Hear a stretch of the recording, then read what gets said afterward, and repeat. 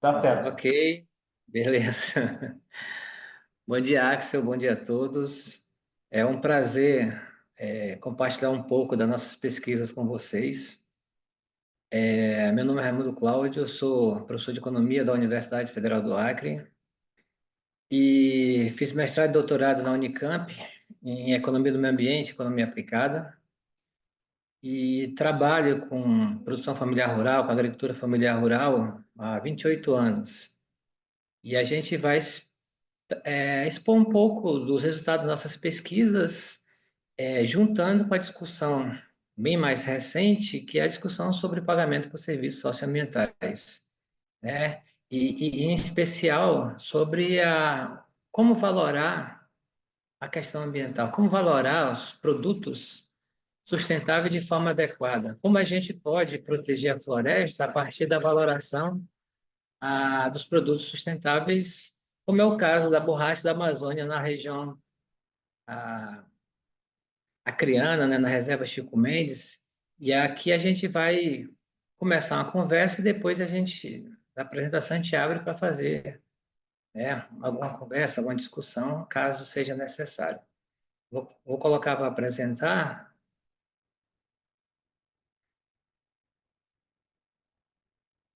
Vocês estão ouvindo? Vendo? Estamos ouvindo, sim, perfeito. Tela cheia. Legal, muito bem. Ah, e a ideia, eu vou trabalhar o tema sobre valoração e pagamento de serviços socioambientais. Esse é um tema bem recente, e a gente vem trabalhando ele já há pelo menos 5 anos, 6 anos, de uma parceria que a gente vem trabalhando com a Veja, que produz calçado sustentável e compra borracha nativa na reserva Chico Mendes, e hoje boa parte da Amazônia também, né, na produção de calçados sustentáveis, né, buscando comércio justo, né, e efetivamente buscando pagar pelos serviços socioambientais. Deixa eu... Um aspecto importante, pessoal, hoje, a questão-chave é a discussão sobre as mudanças climáticas, né, e o aumento do aquecimento global.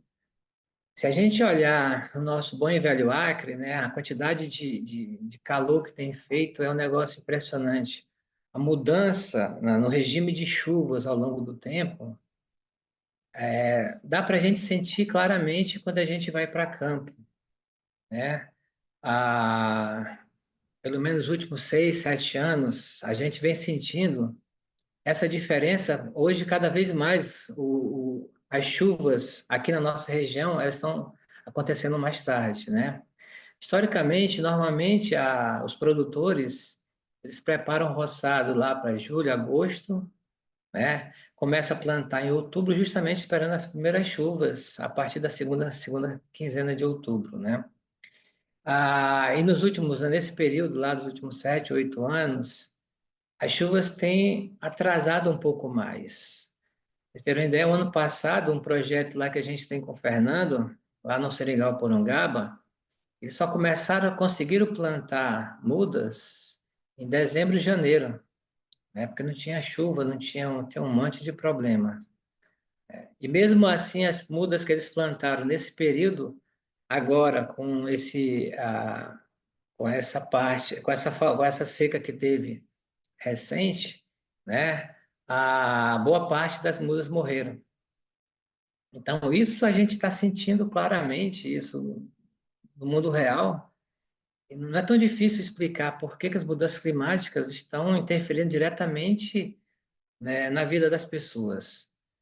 E isso, em última instância, né, em boa parte, na nossa região muito, muito forte, está relacionado ao desmatamento, o processo de desmatamento, que ao longo do tempo se acirra, tem um período que diminui, tem outro período que aumenta. Esse período de eleição, normalmente aumentam efetivamente o desmatamento, as queimadas por conta desse processo político.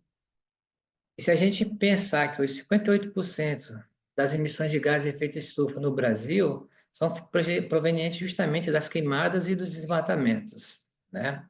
É muita coisa. é muita coisa e a gente não está tentando efetivamente para combater fortemente, né, esse tipo de uso da terra, essa forma de uso da terra, que é antiga, mas a gente efetivamente não conhece, não consegue combater efetivamente. Muito mais, pessoal, porque os produtos de áreas desmatadas são efetivamente lucrativos.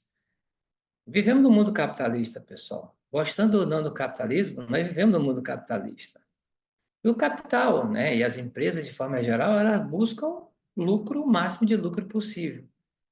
Né? E na nossa região, basicamente, as principais atividades econômicas estão relacionadas a desmatamento.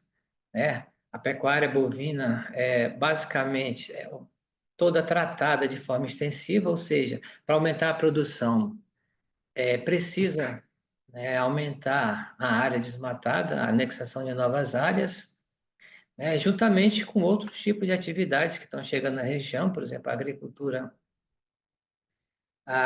Hoje a soja está assumindo boa parte da área de pastagem, mas todas essas áreas, esse tipo de produção, precisa efetivamente de novo desmatamento para aumentar a produção e aumentar o lucro.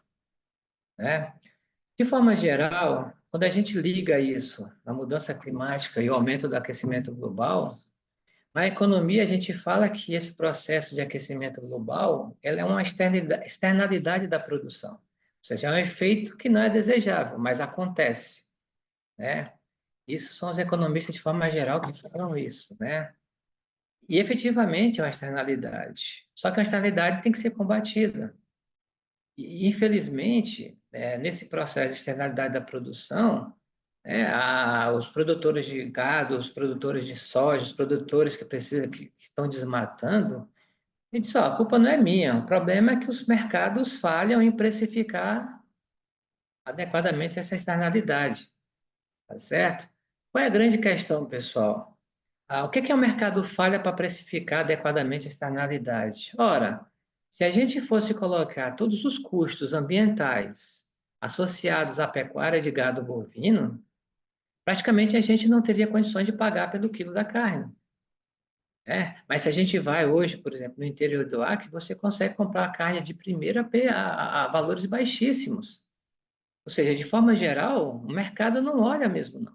Por quê? Porque só olha uma questão de preço. E o custo de produção imediato para produzir aquele produto. Os custos ambientais, que não são verificados no ato da produção, que muitas vezes, esses custos, e esses efeitos, essas externalidades, podem ser verificadas no local, mas são verificadas no entorno, são verificadas muito além da região que aquele desmatamento está acontecendo, aquela queimada está acontecendo. Então, a boa parte da chuva que tem no sul e sudeste, no sudeste principalmente, vem da Amazônia, vem dos famosos rios voadores, que saem da região amazônica e chega lá no sudeste para trabalhar o regime de chuva na região. Mas, de forma geral, os mercados falham não somente para precificar atividades insustentáveis, como é o caso da pecuária de gado e bovino, incorporando os custos efetivos, dos serviços, dos produtos, do bem e serviços socioambientais perdidos nesse processo, mas eles falham também justamente para precificar adequadamente os produtos de origem sustentáveis. E aí, quando a gente fala isso, a gente diz o seguinte, olha, hoje as florestas onde nós moramos, tanto primárias como secundárias, na nossa região muito mais primária do que secundária, são importantíssimas para a mitigação da mudança do clima.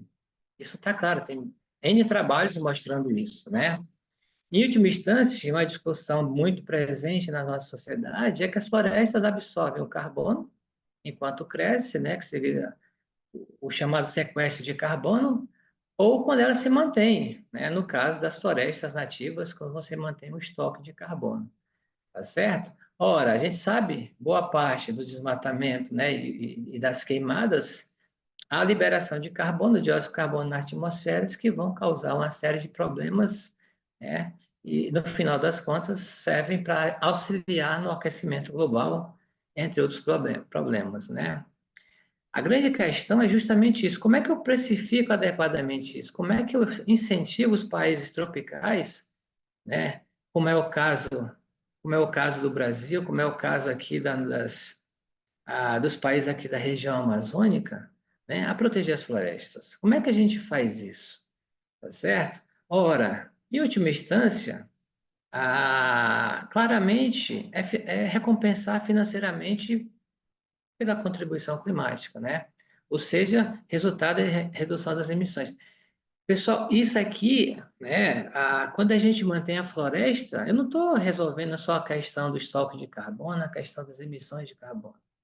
Tem toda uma questão de serviços ecossistêmicos que são perdidos. Aí tem perda de biodiversidade, aí tem perdas, né, do regime de chuvas, aí nós temos perdas genéticas imensas, nós temos uma série de problemas associados às mudanças climáticas, né, às queimadas, aos desmatamentos, que não podem, e essa é a questão importante, pessoal, não pode ser reduzido a discussão sobre carbono emitido ou não, tá certo? Mas, em última instância, nós temos que recompensar financeiramente a, a manutenção das florestas, mas como é que a gente faz isso? Ora, pagando adequadamente pelos produtos sustentáveis que mantêm a floresta em pé, né? Basicamente, falando aqui da região, da nossa região, né, você precificar adequadamente a borracha e a castanha, principalmente, que são dois principais produtos que nós temos na nossa região, né? São duas commodities que têm escala comercial, né? E que, se precificado adequadamente, elas vão contribuir para a garantia da floresta em pé e, claro, né, a manutenção dos serviços ecossistêmicos, né? Em última instância, o que nós estamos falando isso? Nós temos que corrigir efetivamente as falhas de mercado. Ora, ao longo do tempo, várias iniciativas foram propostas para corrigir falhas de mercado. E a mais recente, né, vou colocar recente porque é bem recente, é justamente o desenvolvimento de mecanismos para o pagamento de serviços ambientais, né? Basicamente, o principal mecanismo hoje, né, basicamente mais ou menos 70% dos pagamentos de serviços ambientais hoje está relacionado ao RED. O RED+, né, que foi adotado, né, na COP 13 em 2007, né, que né, foi um período que você tinha já a política do RED, né, e foi ampliado para RED+, buscando né, a anexação da conservação do estoque de carbono florestal, o manejo sustentável da floresta e o aumento do estoque de carbono florestal, tá certo? Então, o RED+, se tornou uma panaceia, né? Nós vamos resolver o problema, boa parte dos problemas das emissões, dos desmatamentos, né? Compensando, pagando pelos serviços ambientais, né? Dessa redução, de evitar efetivamente os desflorestamentos, né? Pagando para manter a floresta em pé. E o RED era um dos principais mecanismos que até hoje ainda se encontram em atividade, mesmo com algumas dificuldades hoje que estão sendo encontradas. A questão maior hoje do pagamento de serviços ambientais, né, e principalmente ligada à iniciativa de RED, hoje o ponto crítico há o quê? Há um trade-off entre a proteção florestal e o bem-estar social. Ou esses programas, né, esses projetos de RED, ou eles beneficiam a proteção florestal ou beneficiam o bem-estar social. Nunca ambos. Lembrando, pessoal, que o RED deveria atender tanto a proteção florestal quanto melhorar o bem-estar social das comunidades envolvidas nessas iniciativas. Mas muitas vezes hoje, né, se privilegia muito mais a proteção florestal em detrimento do bem-estar social das comunidades, das populações envolvidas, né? Infelizmente, os impactos socioeconômicos sobre o bem-estar dessas comunidades são praticamente neutros, pessoal. Quase nada, não tem melhoria de renda, as famílias continuam empobrecidas, né? Continuam naquela busca de manter as florestas, mas, ao mesmo tempo, não conseguem, a partir dessas iniciativas, melhorar a renda, sair da situação de pobreza na situação de melhoria de renda, que é clara em todo o meio rural, especialmente quando a gente pensa em agricultura familiar, em comunidades florestais, comunidades indígenas, quilombolas, entre outros tipos de comunidades que são envolvidas nas iniciativas de REDD. Além disso, né, mesmo a proteção social não tem sido efetiva, porque a degradação ambiental continua sendo documentada em vários continentes e em várias iniciativas de rede. Aqui em Rondônia, tem uma reserva extrativista que tem um projeto de rede já desde 2011, 2012, se eu não me engano. É impressionante, né? Desde o início do projeto RED lá, o desmatamento só aumenta na reserva extrativista lá. Impressionante, né? Eles não conseguem mudar o estado de coisas, né? E isso evidencia que a maioria dos projetos não apresentam redução de desmatamento. E aí grande, um grande problema, né? É que a literatura hoje afirma que vários projetos inevitavelmente vão falhar, tá certo? Hoje, os projetos de rede de pagamento de serviços ambientais no mundo inteiro estão na berlinda por conta de ações que eles chamam de greenwashing, né? Que basicamente montam um projeto para lavar dinheiro, em última instância, principalmente para grandes empresas, sem efetivamente proteger as florestas, melhorar a vida das pessoas, sem efetivamente contribuir para a melhoria da mudança climática. E esses projetos vão falhar inevitavelmente por quê? Porque, em última instância, há um desconhecimento completo das condições e contextos locais. Frequentemente, os projetos eles vêm de cima para baixo e são impostos goela abaixo em muitas regiões. Há um problema sério de governança, gestão florestal e um risco econômico não avaliado na concepção dos projetos. E o que eu estou falando, pessoal, aqui são pontos que a literatura indica, né? Literatura recente, a partir de várias avaliações dos projetos de pagamento de serviços ambientais ao redor do mundo. Um outro aspecto da falha desses projetos é relacionado, em última instância, ao financiamento dos empreendimentos, né? Muitas vezes tem atrasos e suspensão dos pagamentos para garantir justamente a manutenção daquela área, né? Em última instância, pessoal, né, mesmo com PSA, com RED, os mercados continuam falhando em precificar adequadamente os serviços ecossistêmicos, né? E aqui cabe uma correção, pessoal, né? Em última instância, se você não tiver uma metodologia adequada de fazer uma precificação, ele vai continuar falhando, porque, em última instância, os serviços ecossistêmicos são imensuráveis, né? Não tem como calcular um valor efetivo do serviço ecossistêmico, tá certo? E hoje, boa parte das discussões do PSA, ele está relacionada à precificação do serviço ecossistêmico no mercado de carbono. Hoje, o mercado de carbono, o preço de mercado, ele gira em torno de 5 a 10 dólares a tonelada de carbono. Você tem ideia quanto isso continua falhando em precificar os serviços ecossistêmicos? De acordo com a Agenda 2030, né, e os Objetivos de Desenvolvimento Sustentável, né, definidos no Acordo de Paris, o preço de mercado do dólar, da tonelada de carbono por dólar, deveria ser 10 vezes o valor comercializado no momento atual. Certo? Então, assim, a gente já sabe que em 2030 nós vamos alcançar, né, a redução das emissões, né, e nem vai chegar muito próximo do carbono zero, tá certo? De alcançar efetivamente, de parar de emitir carbono, né, do ponto de vista de que você consiga uma resiliência, né, dos ecossistemas.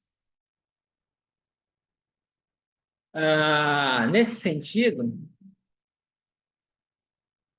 a gente coloca que é importante discussão sobre precificação, né, dos produtos sustentáveis, né, precificação dos produtos que têm efetivamente, né, a sustentabilidade na sua forma de trabalhar, na sua forma de usar os recursos naturais, né, a discussão em torno da agricultura familiar, dos indígenas, da produção das comunidades locais, elas têm que estar no centro das discussões, certo? Efetivamente para pensar nas mudanças climáticas, né? Por quê, pessoal? Porque a característica-chave dessas populações é justamente as suas práticas produtivas que são proativas ao meio ambiente. Em última instância, a gente diz o seguinte, olha, há uma coprodução da produção entre a agricultura familiar indígena quanto comunidades locais, né, com a natureza. Uma coisa não acontece sem a outra. E a reciprocidade é mútua. A natureza precisa desse tipo de produção, tá certo? Para se manter ao longo do tempo. Até porque, pessoal, as comunidades, a população de forma geral, precisa, em última instância, produzir bens e serviços. Precisa usar a natureza para produzir alimentação, a produzir combustível, uma série de outros produtos que são necessários para a manutenção da comunidade e da sociedade. Mas é possível fazer isso de forma coprodutiva, que se mantenha, né, a sustentabilidade ao longo do tempo, que isso é uma prática desse tipo de produção. E mais ainda, para a gente ter uma ideia da importância da agricultura familiar desse tipo de população, pessoal, 70% hoje das florestas globais, né, são florestas secundárias, né? E hoje, pessoal, um quarto da área terrestre global é ocupada por povos indígenas e comunidades locais, dentre eles a agricultura familiar. Então, assim, né, estão na mão dessas populações, né, um quarto da área terrestre global. E é bastante coisa, e boa parte, né, a maior parte dessas áreas ainda são áreas ou de florestas primárias ou florestas secundárias. E aqui, né, incluindo a discussão da agricultura familiar, a gente faz uma proposta alternativa ao pagamento de serviços ambientais, RED ou qualquer outro tipo de serviços, né, com a proposta de pagamento por serviços socioambientais, né? De forma geral, a gente incorpora o sócio, nome, né?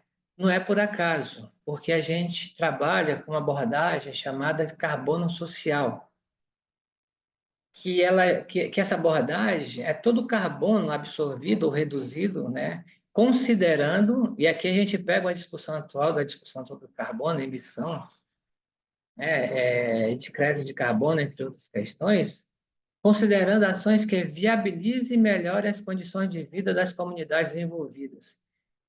Isso aqui que é chave, pessoal. Se a gente não melhorar as condições de vida das comunidades envolvidas, nós não vamos manter a floresta em pé, pessoal. Não vamos.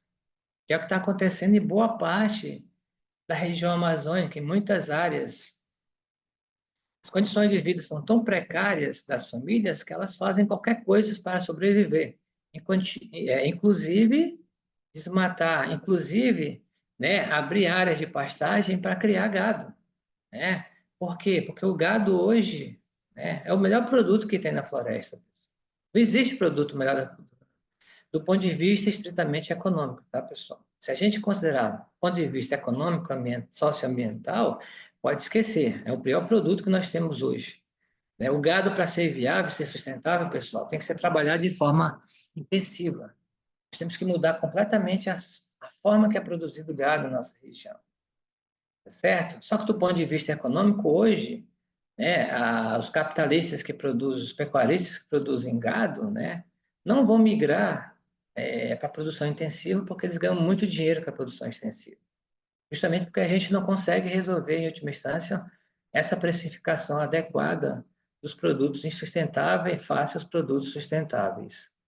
Mas, se a gente não melhorar as condições de vida das famílias, levar, né, bem-estar, levar melhoria de renda, nós não vamos conseguir resolver as mudanças climáticas porque nós vamos continuar nesse processo suicida de desmatamento, de desflorestamento, de queima.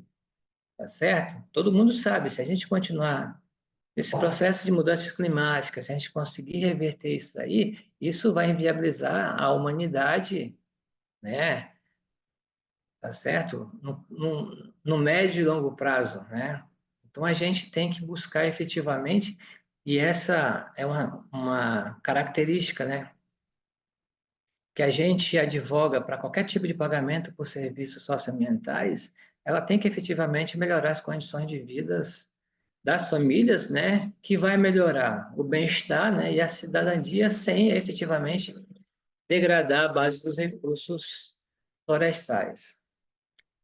Ora, quando a gente fala condições de vida, né, nós estamos falando em sustentabilidade do meio de vida. É isso que nós estamos buscando. Antes de buscar a sustentabilidade das florestas, a gente busca a sustentabilidade do meio de vida, que, em última instância, vai garantir a floresta, tá certo? E aí a gente tem que olhar efetivamente como é que está a subsistência das pessoas, suas capacidades, né? De se manter efetivamente nas florestas, nas áreas florestais ou áreas de transição. E aí a gente leva a discussão para um conceito, né, relacionado à reprodução social. Como é que está a reprodução social das famílias no campo? O conceito de reprodução social, ela vai abranger atividades que eles praticam, costumes, necessidades, ambições, a identidade, a cultura, né? Ela é bem abrangente. Né? E para a gente valorar, né, e chegar ao que seria uma reprodução social possa abranger todas essas, né, essas qualidades que são necessárias para alcançar uma vida adequada, é mais difícil. Nesse sentido, a gente está propondo, né, diz, olha, para melhorar as condições de vida das famílias, a gente tem que atacar principalmente a chamada reprodução social básica. O que é a reprodução social básica? É atividade, é o ato de comer, de cozinhar, de habitar, aquecer, limpar, mover-se, cuidar. Pessoal, isso aqui acontece tanto no campo quanto na cidade. Nós temos que garantir isso no campo e na cidade, tá certo? Mas, né, no campo, né, essas atividades têm problemas, tá certo? E nós temos que garantir a satisfação das necessidades das famílias, para garantir efetivamente melhores condições de vida, né? Ora, e aí nós estamos trabalhando, em última instância, pensando em unidade de produção familiar, que a gente vai olhar na reserva de Chico Mendes, as colocações de seringueiras, as colocações extrativistas, a gente olha nas áreas de assentamento, né? São as colônias, né, dos assentados, tá certo? E que essas unidades, elas têm uma interação contínua, né, e mútua, né, com a natureza. As pessoas têm uma interação, uma troca com a natureza. É isso que vai garantir, pessoal, né, não somente a reprodução das famílias, mas também a reprodução da natureza. A partir esse breve conceitual teórico, pessoal, nós trabalhamos na metodologia alguns indicadores que a gente vem desenvolvendo ao longo dos 28 anos na região acreana, né? Que a gente trabalha a mensuração da renda bruta, que é a escala de produção, é aqui que a gente identifica onde o mercado falha em termos de precificação. E aí tem dois indicadores que identificam como é que estão as condições de vida das famílias no campo. Um primeiro é a linha de dependência de mercado, pessoal. O que significa isso, né? Hoje, as famílias, para se manter no campo, elas precisam, e essa é uma característica da agricultura familiar, é a produção de autoconsumo. É todo aquele bem produzido e consumido pela própria família. É isso que garante a autonomia delas frente, né, à competição no mercado, em última instância. Só que as famílias hoje precisam, para a sua sobrevivência, comprar bens e serviços no mercado. Né? Tudo aquilo que ele não consegue autoconsumir. Por exemplo, tem que comprar sal, tem que comprar roupa, tem que comprar produtos, né, gêneros de limpeza, tem que acesso, por exemplo, comprar medicamento, tem que acessar serviços de saúde, educação, tem que comprar material escolar, tem que comprar uma série de coisas. Além disso, tem aspecto de transporte. Tudo isso são adquirido no mercado, tá certo? A partir dessa metodologia, a gente fez, ao longo dos últimos 28 anos, né, já que representa pelo menos 25 anos, o levantamento que a gente vem fazendo na reserva Chico Mendes, o primeiro levantamento foi em 96, 97. Como é que está, né, a geração de renda lá na reserva Chico Mendes? Como é que está o alto consumo na reserva Chico Mendes? Como é que está a dependência do mercado na Chico Mendes? Quando a gente começou a trabalhar na Chico Mendes, em 96, 97, a relação que eles precisavam comprar no mercado, tá certo? A independência do mercado, essa parte amarela, né? E o alto consumo era imensamente favorável à manutenção e reprodução das famílias no campo. Eles bastavam, a renda que eles tinham em 96, 97, e esses aqui são valores já de 2023, tá, pessoal? Todos os valores são atualizados para 2023. Então, em 96, 97, eles tinham uma renda de R$ 621 e precisavam comprar no mercado R$ 500. O problema é que, 10 anos depois, isso muda completamente, né? E se mantém ao longo dos últimos 20 anos, tá certo? Os últimos 15 é mais ou menos 10, 15 anos, tá certo? Ou seja, em 2005, 2006, há uma reversão, né, da dependência de mercado das famílias extrativistas, né, uma diminuição da produção de alto consumo, só que a geração de renda das comunidades não vem acompanhando essa necessidade de comprar no mercado. Isso está levando o quê, pessoal? Quando a renda é menor do que eles precisam comprar no mercado, isso leva ao endividamento. No final das contas, as famílias vendem sua propriedade e vão embora porque não conseguem pagar suas dívidas. E isso tem acontecido ao longo do tempo, tá certo? Agora, o último levantamento que a gente fez lá, 2021, 2022, a renda mediana é em torno de R$ 1.000 por mês, né? E as famílias precisam efetivamente de uma renda praticamente o dobro, tá certo? Ora, isso significa o quê, pessoal? As famílias não conseguem satisfazer suas necessidades no mercado, estão se endividando e está piorando as condições de vida, tá certo? E, além do mais, se a gente considera que o autoconsumo melhorou 2018, 19, 20, 21, 22. Isso aqui já é o impacto da produção da Veja que ela compra dos produtores, melhorando os preços dos produtos, do produto da borracha, né? Eles já estão pagando pelo PSSA. Mesmo assim, o autoconsumo ainda não é suficiente para a manutenção das famílias, porque efetivamente eles precisam fazer compra no mercado. Diante disso, né? Nós viemos trabalhando com a Veja ao longo do tempo. Para vocês terem ideia o quanto o mercado falha para pagar, para precificar adequadamente um produto de origem sustentável, como é o caso da borracha nativa. O preço de mercado hoje, pessoal, da borracha nativa é R$ 3 o quilo da borracha. Com esse preço, nenhuma família quer produzir borracha. Aliás, as famílias foram largando de produzir borracha ao longo do tempo por conta justamente desse preço de mercado. Em 2023 para 2024, né, o preço do quilo da borracha pago para as famílias chegou a R$ 24, tá certo? Praticamente 7 vezes o valor do preço de mercado. E aí tem o valor do pagamento de serviço socioambiental da Veja, mas vários outros tipos de pagamento que são pagos pelos serviços ambientais, tanto pelo subsídio municipal, estadual e federal, né, o que vinha sendo pago já há pelo menos uns 15 a 20 anos, mas não era suficiente para fazer as famílias voltarem a produzir borracha. Quando a Veja entra e começa a pagar pelos serviços socioambientais, né, isso aumentou a R$ 24.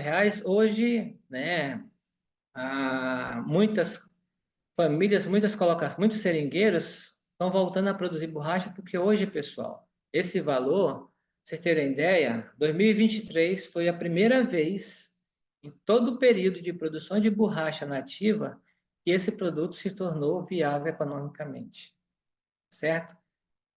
A renda é maior do que o custo de produção, tá certo? Isso faz muita diferença e está associado efetivamente à valoração efetivamente desse produto no mercado. E o que é importante isso aqui, pessoal? Todos esses valores aqui, esses R$ 24, é pago diretamente ao produtor, pessoal. É via preço, via produto. Isso daqui, que é uma grande diferença, por exemplo, para o PSA via RED, que não paga isso diretamente para o produtor. O produtor recebe os benefícios do RED indiretamente a partir de vários outros serviços, mas isso não leva renda para o produtor, não faz diferença no bolso dele. E é por isso que efetivamente não está melhorando os projetos de rede a vida das famílias no campo, porque não está levando renda para as famílias, não está melhorando a renda nem o bem-estar das famílias. Agora, se a gente pensar o seguinte, né, R$ 24 é o preço da borracha que está sendo. Isso, pessoal, está sendo pago efetivamente, tá certo? Está indo para o bolso do produtor. Será que é o ideal? Qual o preço ideal justamente para a comercialização de borracha e castanha na reserva Chico Mendes? Se a gente pensar hoje, a independência de mercado é em torno de R$ 26.000 por ano, que é, como nós vimos anteriormente, dá em torno de R$ 2.165 por mês. Ou seja, quer manter as famílias, a reprodução social das famílias no campo, né? As famílias têm que receber, no mínimo, R$ 26.000 por ano, pessoal. No mínimo, renda de todas as suas produções, tá certo? Hoje, né, se a gente pensar que as famílias só tiver borracha para vender, certo? Hoje, o preço da borracha deveria ser em torno de R$ 71 o quilo da borracha. Lembre, hoje só paga R$ 24, tá certo?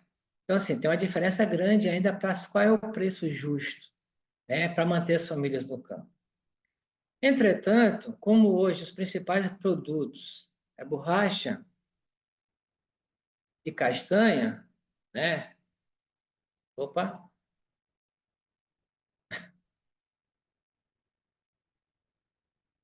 alô, opa, tá. Problema técnico. Tá.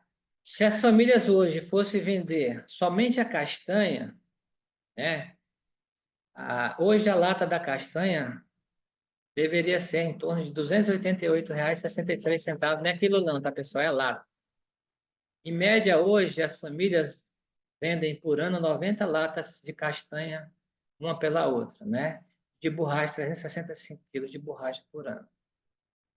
Se a gente pensar, distribuir aí a renda entre borracha e castanha num preço justo, hoje a borracha, né, já recebe pelo pagamento de serviços socioambientais e gera por ano R$ 8.752, né?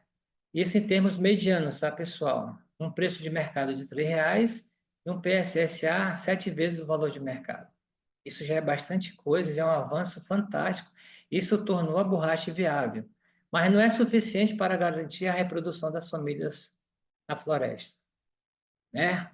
Ora, hoje ainda está faltando, já faltaria 17.223 para garantir essa manutenção.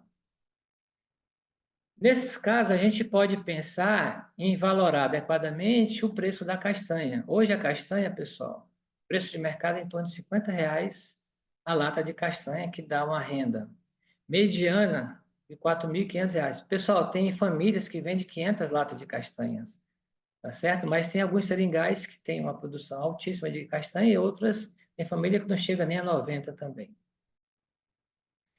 Ah, então, o preço adequado hoje da castanha, pensando na valoração da borracha que já é feita, deveria ser em torno de R$ 191, ou seja, quase 3 vezes o valor que é pago hoje na castanha, certo?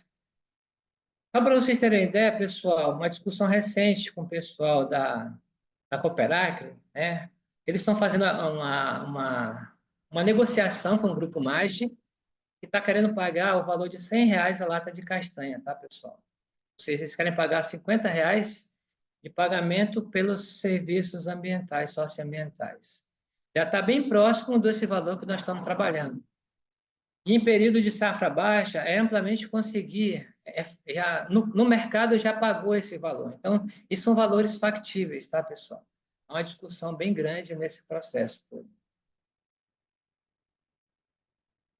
Para a gente ter ideia, qual o montante que a gente precisaria para, né, manter a floresta, né, em pé, a gente precisaria hoje, pessoal, para bancar 2.000 famílias, em média, na reserva Chico Mendes, um valor em torno de 25 milhões e meio de reais por ano, tá, pessoal?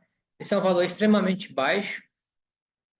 Face, por exemplo, o Fundo Amazônia, face uma série de recursos disponíveis para pagamento de serviços ambientais. Ah, mas o que é chave aqui, além desses valores, pessoal? Quando a gente faz a valoração da reprodução social das famílias, pessoal, a gente tira a discussão do mercado. Porque o mercado sempre vai valorar para baixo, vai precificar inadequadamente os produtos de origem sustentável, sempre. Né? Foi o que eu mostrei para vocês, hoje a gente mostra com o preço da borracha, né? O preço da tonelada de carbono, o mercado vai sempre errar, vai sempre valorar para baixo. Mas quando a gente faz a valoração a partir da reprodução social das famílias, nós estamos trabalhando o índice de preço fora do mercado. E fica fácil a gente identificar qual a necessidade de manter as famílias no campo. E esse índice de preço fora do mercado, ele vai ser um guia para a valoração socioambiental de um produto ou um mix de produto com escala comercial. Isso aqui é importante, pessoal. Hoje, nós temos que efetivamente viabilizar a borracha e castanha, que são dois produtos que têm escala comercial e todos os produtores têm na reserva Chico Mendes. Não adianta pensar hoje no produto potencial. Quando esse produto potencial virar uma commodity, uma escala comercial, ele entra nesse mix. Porque se não tiver escala, não vai dar para gerar renda para todo mundo. E aí a gente não vai resolver o problema das famílias que moram na reserva Chico Mendes, por exemplo, ou em qualquer outra região. Além disso, né, essa valoração que a gente está propondo, ele pode ser trabalhado na reserva Chico Mendes, na floresta ou fora da floresta, em qualquer região que tenha a produção familiar rural, né, como motor no processo de produção de bens e serviços. Tá certo? E essa valoração pode ser periodicamente ajustado com levantamentos contínuos pela equipe do projeto. Essa é uma parte da referência, quem quiser depois eu posso passar para vocês. A gente publicou já esse trabalho no início do ano, março, abril, depois eu posso passar para vocês também, tá certo? E obrigado.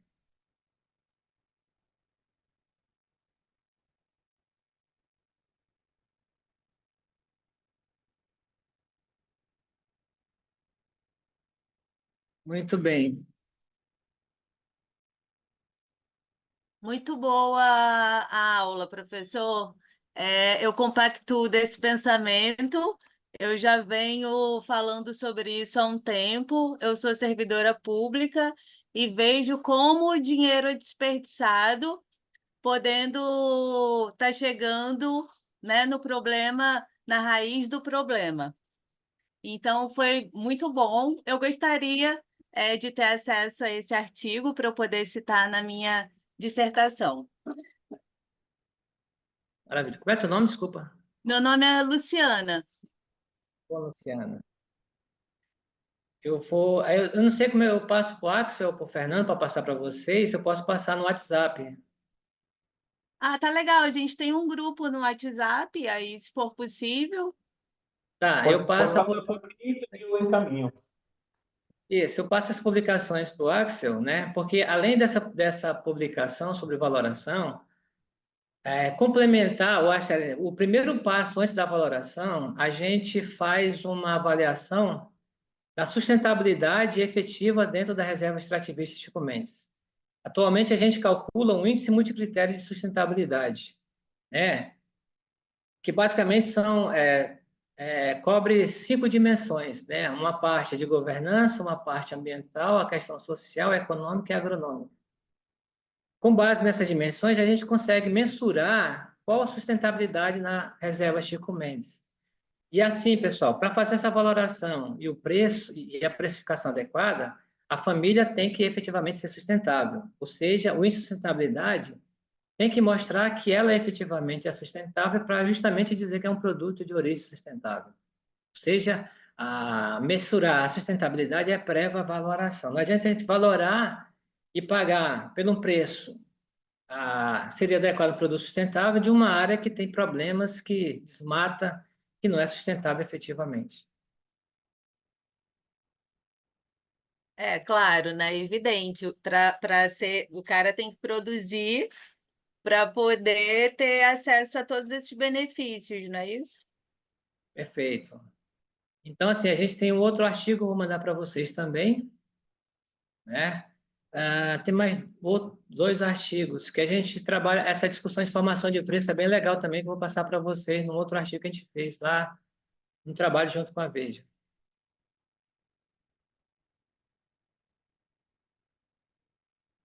Bom, fica à disposição, se tiver mais perguntas, dúvidas.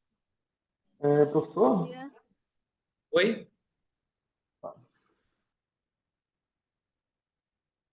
só uma pergunta, professor. Excelente a apresentação, como foi falado, né? Eu entendi o conceito do PSSA, só me veio uma dúvida. Esse PSSA, quem paga, no caso, o extrativista, seria o governo, como um subsídio, ou o cliente que vai estar comprando o produto? Por exemplo, a castanha ou a... Legal. Então, é uma boa pergunta. Vamos pensar o seguinte hoje. Vamos pensar na castanha, né? A gente calculou que o preço ideal da castanha é em torno de R$ 141, né? A lata da castanha. Hoje o mercado paga R$ 50, certo? O grupo mágico quer pagar R$ 100, ou seja, quer pagar um plum, quer dobrar o valor pelos serviços ambientais, mas não chega no nosso valor, né? Esses R$ 141. A gente está trabalhando justamente dentro da nossa proposta a emissão de títulos verdes junto à produção de castanha. Ou seja, a ideia é a Cooperac emitir títulos verdes para buscar no mercado financeiro, está disposto a pagar pelos serviços socioambientais, este é um mercado em crescimento imenso, né? Justamente para adquirir o título verde e a gente conseguir pagar o valor que a gente fez a valoração. Hoje, as CPR verdes já são comercializadas no mercado e a ideia é incorporar esse título verde nesse mercado. Já temos a garantia do Banco do Brasil para entrar nesse mercado, né, para comprar os títulos verdes, né, entre outras empresas que estão associadas a essa proposta.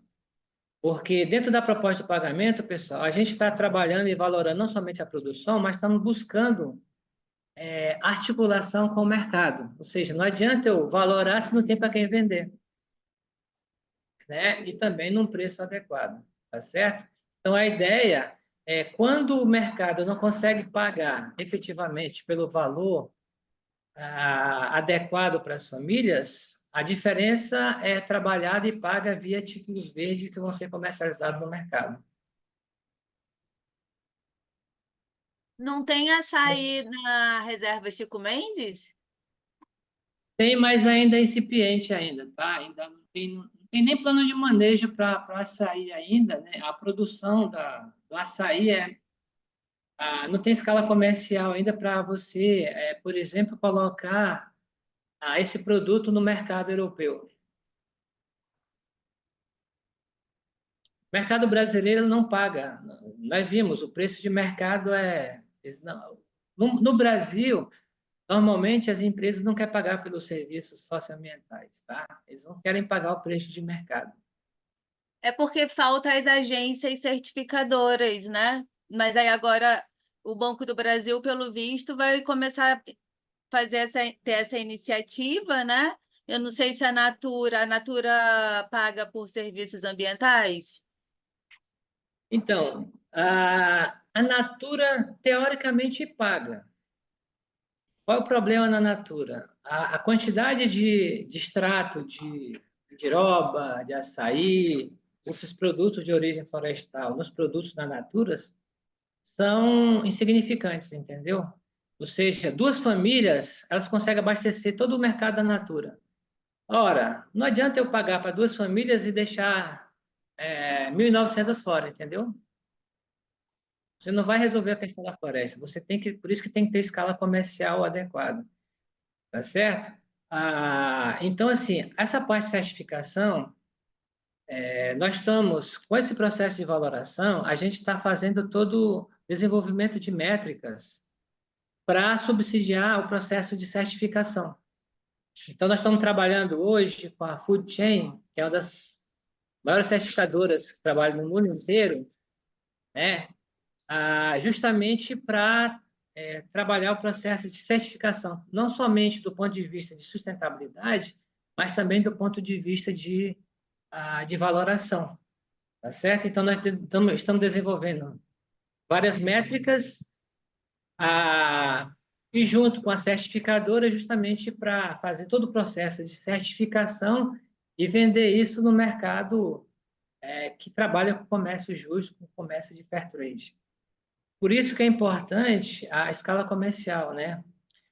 Muita gente fala, o açaí é um produto potencial. Pode ser ainda, mas não é. Você tem ideia, o açaí, o Acre tentou produzir açaí em escala comercial e boa parte dos plantios falharam, entendeu? Hoje nós continuamos dependendo ainda das florestas. E o açaí hoje não dá para depender só das florestas, porque a escala comercial é muito forte, muito alta. Dá para você assinar um contrato com muitas empresas que eles precisam de uma escala muito grande. E a floresta não tem essa escala para atender um contrato comercial. A questão do açaí é a incerteza, né, professor? Porque com essas mudanças, a gente tem tido notícias de que o fruto tem secado antes, não tem dado polpa, então, assim. Justamente. Esse é um dos fatores que você tem que tem que garantir um manejo adequado, tá certo? E, além disso, tem que começar urgentemente um processo de racionalização. Tem que plantar, tem que plantar. E hoje tem muitas pesquisas mostrando que é possível plantar hoje açaí em sistemas agroflorestais, dentro da floresta, entendeu? Nós estamos em algumas áreas que tem açaizeiro, tem muita coisa está acontecendo. E dá no curto prazo, dá para você, a partir do sistema agroflorestais, e não depender da floresta, efetivamente produzir açaí na escala comercial adequada.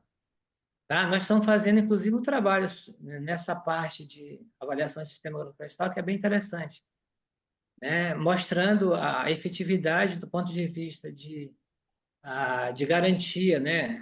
Do sequestro de carbono, de manutenção dos serviços ecossistêmicos, né? E também gerar renda para as famílias do campo. Ô, professor, teoricamente isso que a Natura faz, ela entraria no termo do greenwashing, porque ela está ferindo o princípio da equitabilidade, uma vez que ela está priorizando uma, duas famílias, deixando algumas outras de fora. A rigor, assim, a rigor não por conta que ela tem contrato, entendeu? E ela pega. Agora, do ponto de vista socioambiental, sim, porque efetivamente ela não vai garantir a manutenção da floresta. Aí é greenwashing, sim, entendeu? Aí você tem razão. Mas, do ponto de vista legal, ela paga pelos serviços socioambientais que ela está comprando. Eu paguei, e o que é pior ainda, né? Ela coloca lá no selo dos seus produtos que compra das comunidades florestais, entendeu? Então, isso é terrível porque se uma, duas, três famílias não vai representar as comunidades florestais. A gente não vai resolver o problema das florestas com contratos tipo Natura, entendeu? Porque, efetivamente, pessoal, a quantidade que os produtos da linha Ecos da Natura, qualquer outro tipo de linha, é insignificante a quantidade de produtos naturais, né? Então, a necessidade de compra de matéria-prima é baixíssima, tá certo? É fácil eles... e aí você tem uma discussão fantástica nessa discussão, viu, Larissa? Que valeria né, um estudo mais pormenorizado. Eu, quando estava fazendo a tese de doutorado, lá nos 2000 2004 até 2005, 6, 7. Eu tentei entrar nessa barca, né, nessa discussão aí, mas é meio sombrio esse mundo, tá? Não é muito fácil de você entrar, não, tá? É, por exemplo, o que acontece com o urucum, que é produzido pelos indígenas Yawanawá, é praticamente a mesma coisa, tá certo? Eu não sei se ainda eles continuam vendendo para a Veda ainda, não sei. Mas tem uma discussão fantástica, por exemplo, teve um período, não sei se a Body Shop ressuscitou, mas a Body Shop, ela, né, faliu, quase quebrou por conta disso, tá certo? Não sei se já voltou a Body Shop, que em termos estão, mas era um problema parecido com esse, entendeu? Não somente a Body Shop, mas outras empresas desse ramo passaram por isso. Mas é uma discussão que, ao longo do tempo, aí eu fui trabalhando com outras coisas, não tenho mais tanta discussão recente para a gente trabalhar e encaminhar algum material. Professor, bom dia. É, então, eu sou aluna do Cifló, né? Trabalho com a professora Sabine e a gente está trabalhando na área de bioeconomia. E o tema da dissertação vai ser justamente essa temática da Veja, né? Então, eu tenho algumas dúvidas aí, mas a princípio eu queria saber a viabilidade econômica a longo prazo, tanto para o produtor quanto para a Veja mesmo, né? E quais são os critérios de precificação? O senhor falou que a matéria de 2023, o valor era outro, né? Hoje o senhor já falou um valor mais alto, e eu realmente tinha conversado com alguns colegas, eles tinham falado que esse valor tinha aumentado. E aí eu queria saber qual que é esse critério mesmo de precificação, como é que funciona. Então, nós viemos trabalhando com a Veja desde 2019 e eles melhoraram esses preços, esses valores, melhoraram bastante, viu? Muito, muito mesmo, tá? Justamente a partir do nosso trabalho, todos os nossos trabalhos, a gente faz um levantamento de campo de formação de preço, por exemplo, da castanha no Acre. E a gente apresentava para eles e mostrava o custo de reprodução social. E a partir dessa discussão foi que eles foram melhorando os preços, entendeu? Tanto é, né, que agora, em 2023, 2024, do ponto de vista econômico, já é viável produzir borracha, tá certo? Para a Veja, se não fosse, a Veja ganha dinheiro com isso também, que se não fosse viável, ela é uma empresa, é um capitalista, entendeu? Ela ganha dinheiro com isso também porque ela vende no mercado do fair trade, os calçados sustentáveis deles, tá certo? A relação, quanto eles ganham, quantos produtores ganham, eu não sei, até porque ninguém sabe qual é o faturamento, né, e qual o lucro efetivamente da Veja. Mas para a gente não importa o quanto eles ganham, importa é o quanto isso é repassado para os produtores, que é o que está sendo feito agora. E assim, só eles terem aumentado hoje, chegado a R$ 24, aí não é só Veja, tá, pessoal? Tem todo né, o subsídio estadual, municipal e federal, municipal em alguns municípios, não são todos, tá certo? Mas isso tem melhorado efetivamente, muito, muito mesmo, já tem viabilizado economicamente. Há uma discussão da Cooperacre com a Veja para ver se eles conseguem chegar a R$ 30 o quilo da borracha, tá certo? Você ter uma ideia, a Veja aumentou tanto a produção que antes ela comprava só da reserva Chico Mendes. Hoje ela compra do Acre inteiro, compra boa parte da Amazônia, compra no Amazonas, compra em Rondônia, dada justamente o negócio maluco do aumento da demanda de borracha natural, justamente pela demanda também do calçado sustentáveis. Como nós estamos trabalhando pagamento de serviços socioambientais, questões todas, né, tem tudo para essa parceria ser efetiva e lucrativa para ambos, tá? Agora, os produtores de seringueiro não podem ficar sempre vinculados à Veja, só dependendo da Veja, tá? Hoje tem vários outros demandantes de borracha nativa que poderiam pagar pelo PSSA também pela borracha nativa sem ser a Veja. É possível a gente achar mercado para esses produtos. O importante é eles não ficar refém da Veja, tá certo? e buscar trabalhar mercado ao longo do tempo. E manter, né? E aí fazer, que essa é uma das importâncias do nosso trabalho, de fazer essa valoração. Tudo isso que eu passei aqui para vocês, pessoal, eu apresentei lá para a comunidade da Reserva Chico Mendes, tá, pessoal? Eles sabem, tem tudo isso em mão. Os produtores conhecem, a Cooperac conhece, então eles têm em mão para fazer a negociação com a Veja justamente a partir desses valores. Isso é um ganho muito grande para a comunidade, porque eles têm condições de barganhar. Diz, olha, para mim isso não é suficiente ainda, porque eu estou tendo dificuldade. E eles mostram o trabalho nesse sentido. Tá certo?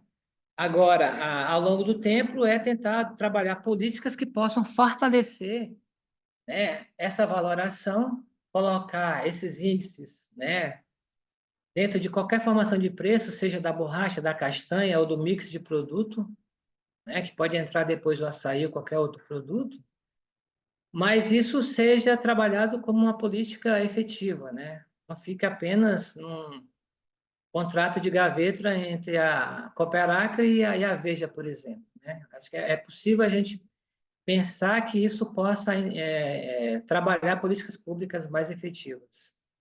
Mas Então, assim, no Daniela, caso, eu vou passar o material uhum. que eu tenho, que a gente trabalhou com a Veja, eu passo para você, inclusive sobre a discussão sobre formação de preço, que é bem legal, quem paga o quê, como é que funciona, tá bom? E como isso foi evoluindo ao longo do tempo. Por favor, professor, eu agradeço. E a E gente tem aí o o senhor primeiro, acha a gente tem esse preço, né, é exclusivamente da Veja, né? Então, para a gente tentar colocar esse preço no mercado, teria que negociar com outras empresas, e aí o que o senhor falou, de não se isso, prender somente a eles. Tá certo. feito, é isso. O que tem que ser, a atenção tem que ser dada ao valor que tem que ser pago ao produtor, tá certo? O preço adequado do produto, independente se seja a Veja ou qualquer outra empresa.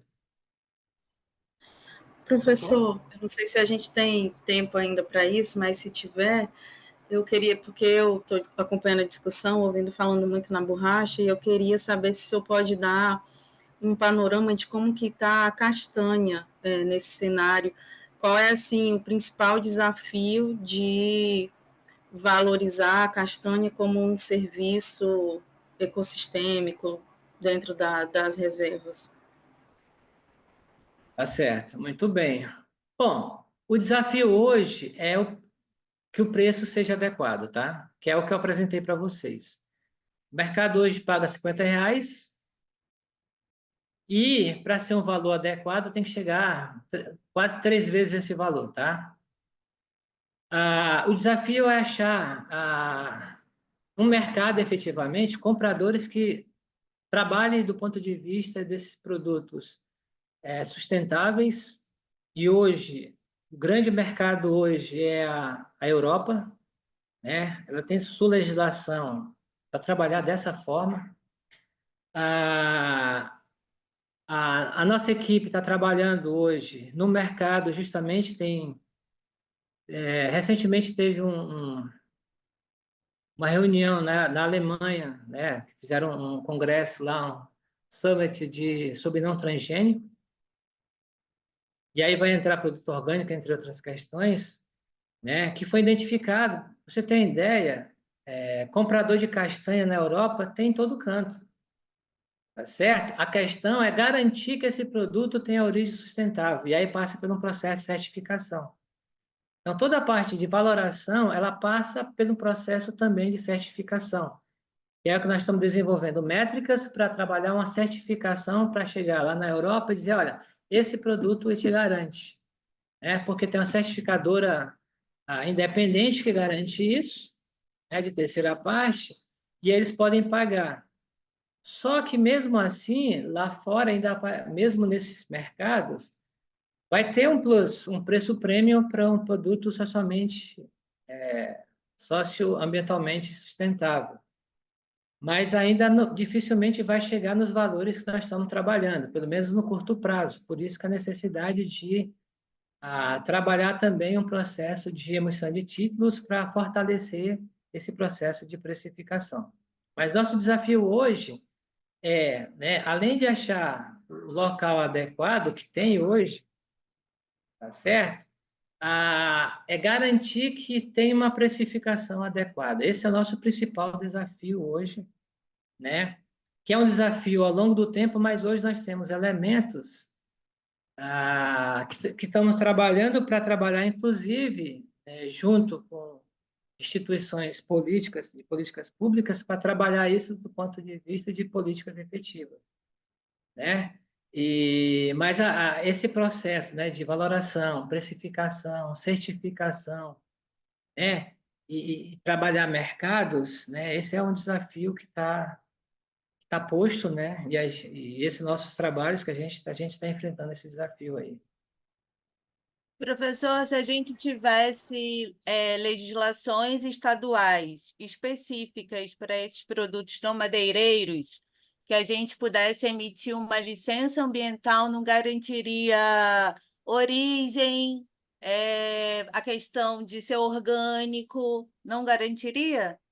Não basta. Não basta, mas tem que ter uma legislação, não só, tem que ser a legislação brasileira, tá? Tem que ser uma legislação, porque a legislação brasileira, ela vai atender todos os estados, entendeu? Porque senão cada estado faria a sua própria legislação e, às vezes, pode confrontar a legislação nacional. Mas a ideia é, a partir desse processo que a gente está trabalhando, com essas métricas que nós estamos trabalhando, com o processo de certificação, definir padrões que possam ser incorporados na legislação brasileira, entendeu? Isso é necessário fazer, porque com a legislação e o processo de certificação, a gente fecha o ciclo para vender o produto num preço mais adequado.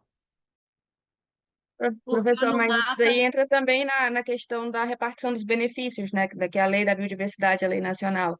Então, tecnicamente, assim, na minha concepção, eu não acho que seria importante assim a estadual, porque existem alguns outros dispositivos que atendem. Mas eu acho que se tivesse, sobreporia a nacional. Então, eu acho que deveria ter a fiscalização efetiva da nacional, porque tem essa parte do pagamento de serviço ambiental, né? Isso que o senhor está falando. Não, perfeito, mas a grande questão que nós estamos lançando aqui, já existe legislação para repartição dos benefícios, o problema é que isso não é cumprido. Quando você vai para o RED, ele tem uma repartição de benefícios, mas não chega no bolso do produtor. O que nós estamos propondo a repartição do benefício é simples, paga pelo preço, paga via preço. Se a gente paga via preço, a gente resolve a questão da reprodução social das famílias, entendeu? E a gente garante a repartição do benefício via preço, né? E garante um preço adequado. Os órgãos fiscalizadores, no caso federais, eles nem têm pernas para chegar no Estado. Então, você tendo uma legislação específica estadual é um complemento da lei federal. Por exemplo, dentro do manejo madeireiro, nós temos o Código Florestal e temos também um decreto, uma legislação estadual, que é a SEMACT, tal, que rege como deve ser o plano de manejo e que atenda a todas essas legislações federais. Para a ayahuasca, a gente tem também um certificado de regularidade que é emitido para que as entidades religiosas possam mandar a ayahuasca para países europeus. Entende? Sendo que dentro da ayahuasca ainda tem um gargalo que não tem um documento que garanta a fiscalização da Anvisa, para garantir a sanidade da bebida, né?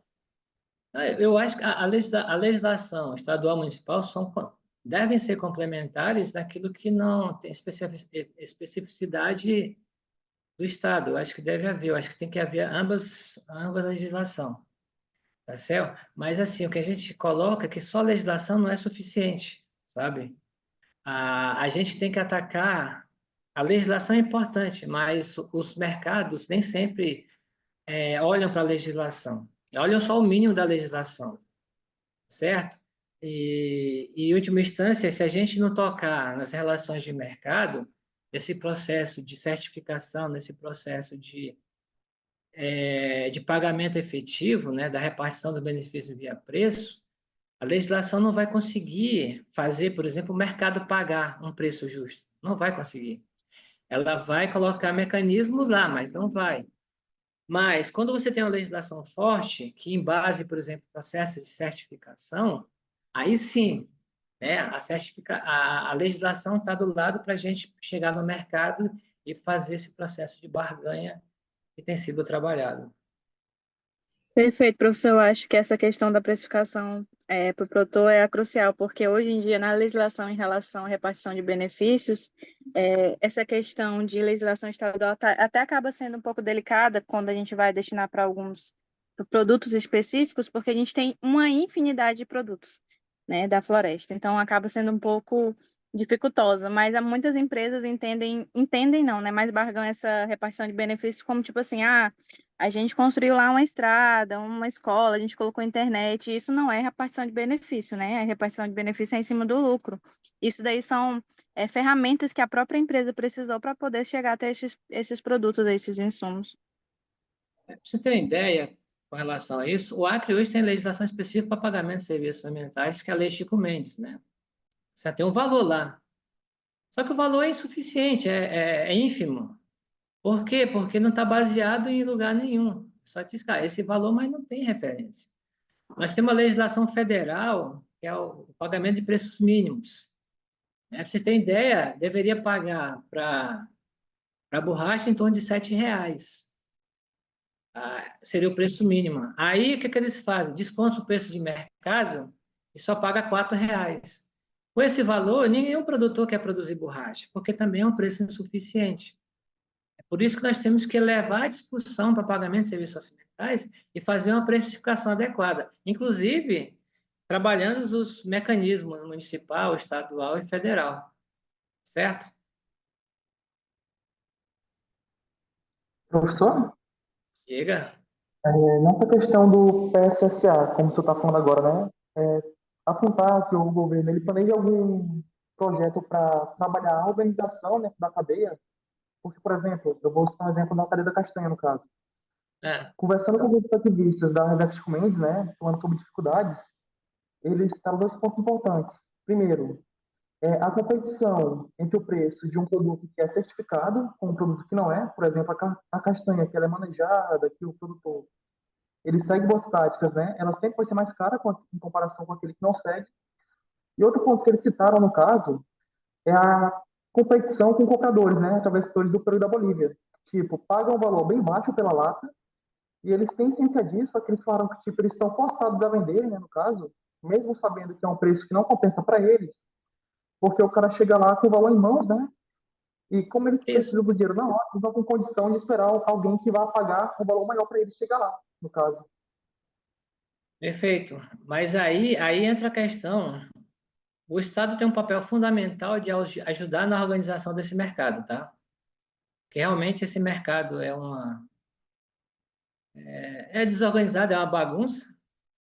Tá? Você tem ideia hoje, né? A Cooperac tem problemas sérios com a concorrência da Bolívia, né? Porque a Bolívia entra no Brasil, no Acre, para comprar, né? E paga lá os preços, às vezes abaixo do que a Cooperac pagaria, mas é como você disse, né? Paga à vista, né?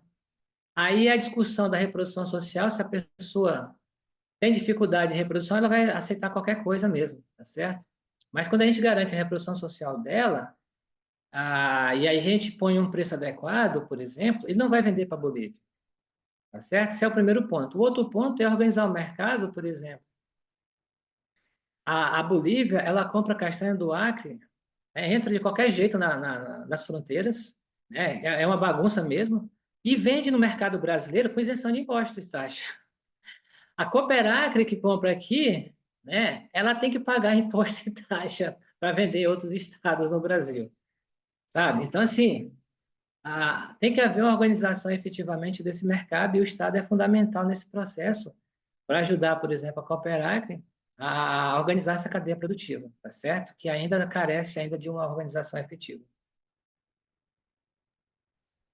Só mais uma pergunta, professor, da minha parte, pelo menos, né? O senhor falou, né, no caso, que no PSSA a prioridade é pagar um preço justo, né, a quem está na etapa inicial da cadeia, por exemplo, os ativistas, né? Só que na elaboração do preço, por acaso vocês têm uma preocupação com uma linha de existência, porque, por exemplo, quando você aumenta o preço que você paga, né, que o beneficiador pagaria ao extrativista, automaticamente quem beneficia vai ter que vender por um preço maior ao mercado. E se o mercado compra, ele vai ter que Sim. pagar, vai ter que vender por um preço maior ao cliente. E um problema no caso que, na cadeia da castanha também, né, que foi até citado no caso do Squawk, pelo rapaz da Copa Chapuri, o Tião, é que quando o preço sobe muito da lata, né, eles chegam ao mercado por um valor mais alto, o produto, né, e quem vai comprar, o consumidor final, ao chegar no mercado e ver aquele preço mais alto, em vez de comprar, por exemplo, no caso, a castanha, ele acaba pensando, não, isso aqui é muito caro, eu vou comprar um produto substituto, comprar alguma outra coisa que seja mais em conta, em vez de pagar aquele produto que está com o valor mais alto. Então, como que faz para, tipo, pagar o valor mais alto ao extrativista sem que o consumidor final deixe de comprar esse produto no final? É por isso que nós temos que achar os canais adequados para vender um produto de origem sustentável como é a castanha.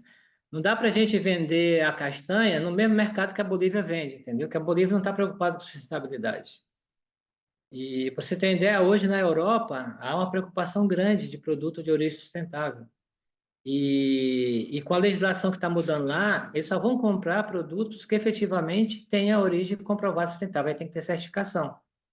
Tá certo? E a certificação, efetivamente, é um produto diferenciado e é um mercado diferente, mais caro mesmo. No Brasil, o problema é que a Cooperacre, que tem um produto sustentável, ela vai competir com a Bolívia, que o produto dele não é sustentável, nem sócio, nem ambientalmente correto, como outras castanhas de várias partes da Amazônia também, que tem a origem de extração completamente predatória. Tá certo? Isso impacta efetivamente nos preços de mercados. Ou seja, a Cooperacre não deveria. E aí aqui é a busca de buscar mercados que efetivamente pagam um plus por ser sustentável, entendeu? E que vá pagar essa sustentabilidade, esse valor a mais para o produtor. Não dá para a gente ficar pensando, não vou pagar mais para o produtor porque o mercado não vai pagar. Nós temos que buscar onde é que tem. Hoje tem mercado que paga um valor a mais. Tá certo? Entendi. Ou seja, a Cooperac, a ideia, e a gente está trabalhando com a Cooperac nesse processo, pessoal, para buscar mercados para eles não terem esse problema, entendeu? Eles conseguirem vender com plus e tem efetivamente uma remuneração melhor, tanto para a Cooperac quanto para os produtores.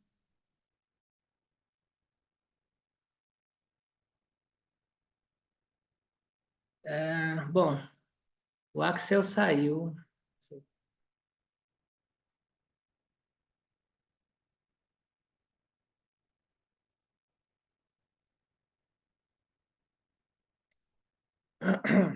Mas é isso, pessoal. De qualquer forma, quando eu passar o material para vocês pelo Axel, vou passar meus contatos, e aí quem que tiver mais, quiser conversar, tiver outras discussões, outras dúvidas, aí eu fico à disposição.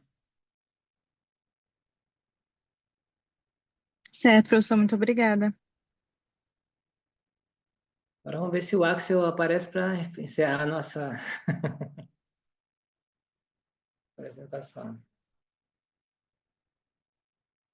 Ele falou que a tela dele congelou, mas que acha que a conexão não caiu, mas eu acho que deve ter caído, né?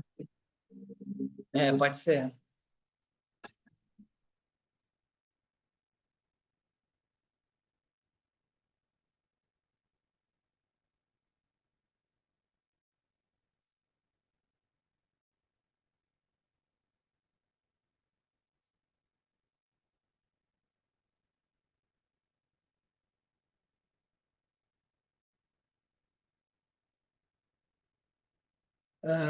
Bom,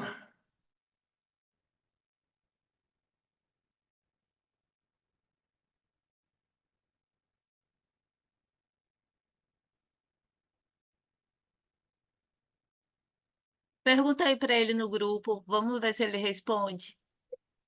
ok.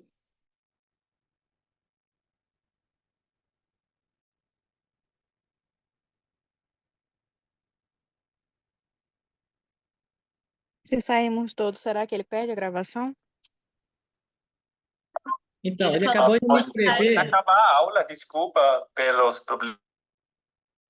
Opa!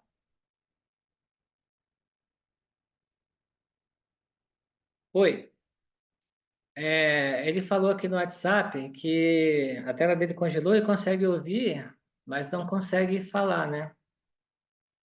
E se ele encerrar a participação dele, vai encerrar também a apresentação e a aula.